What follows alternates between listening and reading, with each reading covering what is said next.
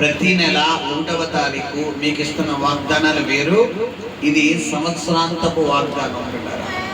ఈ సంవత్సరంలో దేవుడు నీకు ఇవ్వబోతున్న వాగ్దానాలు సంవత్సరాంతపు వాగ్దానాలు. మరి ఏంట ఒక 10 నిమిషాలు నేను ప్రసంగం ఇచ్చి తర్వాత కేక్ కటింగ్లోకి వెళ్ళబోతున్నాం. కేక్ కటింగ్ అయిన తర్వాత అందరికీ మరి అభిషేక ప్రార్థన చేయడం జరుగుతుంది. అందరికీ ప్రార్థన అయిన తర్వాత మరి మీకు వాగ్దానాలు, మరి అదేవిధంగా క్యాలెండర్ డిస్ట్రిబ్యూషన్ కూడా జరుగుతుంది.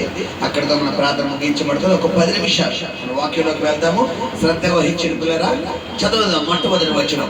ఇక మీదట పగలు సూర్యుని ప్రకాశము నీకు వెలుగుగా ఉండదు. సూర్యుని ప్రకాశము నీకు వెలుగుగా ఉండదు. నీకు వెలిగించుటకై చంద్రుడు ఇకను ప్రకాశింపడు. చూడండి, ఏంటి సూర్యుడు ప్రకాశం, ఏంటి ఈ చంద్రుడు ప్రకాశం అంటే ఇన్ని రోజులు నీ జీవితంలో ఆశీర్వాదం వచ్చిపోయినట్టుగా వచ్చింది. సూర్యుడు ఉదయం 12 గంటలే ఉంటాడు. ఇంకో గంట ఇష్టం ఉండమంటే ఉంటాడా? చంద్రుడు రాత్రి 12 గంటలే ఉంటాడు. గంట ఇష్టం ఉండమంటే ఉంటాడా? అది ఎవరి నియమం? అది దేవుడి నియమం, ప్రకృతి నియమం. అది సూర్యుడు 12 గంటలు, చంద్రుడు 12 గంటలు. అంటే ఇన్ని రోజులు నీ జీవితంలో ఒక ఆశీర్వాదం ఉంటే ఒక ఆశీర్వాదం లేదు. డబ్బు ఉంటే ఆరోగ్యం లేదు, ఆరోగ్యం ఉంటే డబ్బు లేదు. సమాధానం ఉంటే అన్నం లేదు, అంటే బోలేదు. అన్నం ఉంటే సమాధానం లేదు. సూర్యుడు ఉంటే చంద్రుడు లేడు, చంద్రుడు ఉంటే సూర్యుడు లేడు. చేతిలో పని ఉంది, పనులు లేవు. పనులు ఉన్నాయి, తగిన జీతం లేదు. కష్టపడుతున్నావు, వేలకు వేలు వస్తున్నాయి, 1 రూపాయి నిలబడటం లేదు. సిల్లి సంచులో వేసిన అనుభవమే, వడ్డీలకు వడ్డీలు వెళ్ళిపోతున్నాయి ఇన్ని రోజులు. కానీ ఈ సంవత్సరం చేయబోతున్నాడు ఆయన నీకు నిత్యమైన వెలుగుగా ఉండబోతున్నాడు. ఈ సంవత్సరం అంతా నీకు సమృద్ధితో నింపబోతున్నాడు. నువ్వు అడుగు పెట్టిన ప్రతి స్థలంలో ఆయన నీతో పాటు రాబోతున్నాడు. నువ్వు ఎక్కడికి వెళ్ళినా, నువ్వు ఏ పని తలపెట్టినా నీ పనిలో ఆయన హస్తం పూడుకోబోతుంది.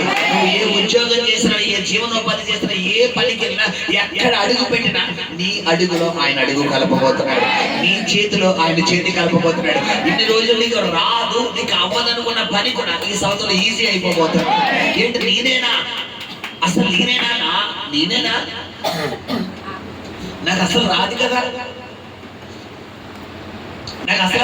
అనుకున్నా. ఈ సంవత్సరంలో దేవుడు ఏం చేయబోతున్నాడంటే నిత్యమైన వెలుగంటే ఏంటి పిల్లరా? నువ్వే 10 మందికి చెప్పే స్థాయిలోకి దేవుడు తీసుకెళ్ళబోతున్నాడు. నువ్వే 10 మందికి నేర్పే స్థాయిలో తీసుకెళ్ళబోతున్నాడు. నువ్వే 10 మందికి గురువుగా ఉండే స్థాయిలో తీసుకెళ్ళబోతున్నాడు. ఇన్ని రోజులు శిష్యుడిగా కూడా లేవు, ఏదో ఎక్కడో 1 6 నీకు వచ్చింది. కానీ ఈ 2025 ఎలా ఉండబోతుంది తెలుసా? 10 మందికి నేర్పే ఒక టీచర్ గా దేవుడు నిలబెట్టబోతున్నాడు. హల్లెలూయా! ఇది మొదటి వాగ్దానం. నిత్యమైన వెలుగంట. ఏదో ఆప్టింగ్ కాదు, ఒక గంట ఉండి గంట పోయేది కాదు, ఒక అరగంట ఉండి అరగంట వెళ్ళిపోయేది కాదు. ఈ 2025 జనవరి 1వ తారీఖు మొదలు డిసెంబర్ 31 వరకు నీ జీవితంలో ఆయన వెలుగుగా ఉండబోతున్నాడు. చీకటి రాదు, సమస్యలు రావు, శోధన రాదు. నెమ్మది సమృద్ధితో ఆయన నింపబోతున్నాడు. నమ్మిన వారి తప్పుడు కూడా దేవుడి నామాన్ని మహిమపడతాం. హల్లెలూయా! మొదటి వాగ్దానం. రెండవ వాగ్దానం చదువుకున్నాం. చదువునన్నా. నీ జనులందరూ 20వ వచనం. నీ సూర్యుడు ఇకను అస్తమింపడు.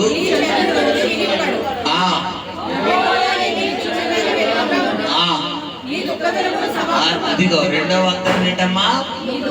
నీకు నిత్యమైన వెలుగు ఎప్పుడైతే ఉంటుందో నీ కంట్లోకి నువ్వు రప్పించుకుందామనుకునే నీకేం రాదు.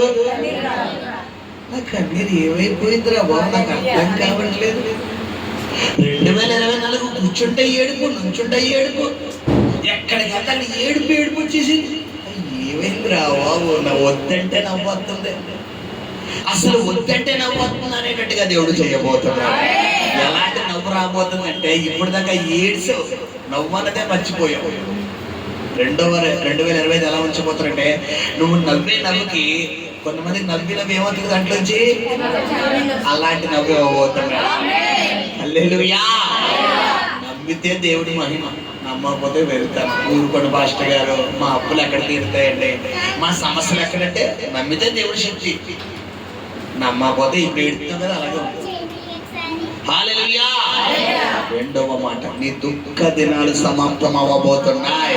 ప్రభు చెప్తున్నాడు, పిల్లరా ఆయన సేవకుడు మాట రూఢీపరిచే దేవుడు. యెహెజ్కేలు ఎండిపోయిన ఎముకలకి ప్రవచిస్తాడు, ఎండిపోయిన ఎముకలారా యెహోవా నామమున మీకు ప్రవచనం ఎత్తి పలుకుతున్న, నరములు వచ్చిన కాక, మాంసం వచ్చిన కాక, చర్మం వచ్చిన కాక, విడిపోయిన ఎముకకు అతకబడిన కాక అనగా ఏమైపోయిందంట.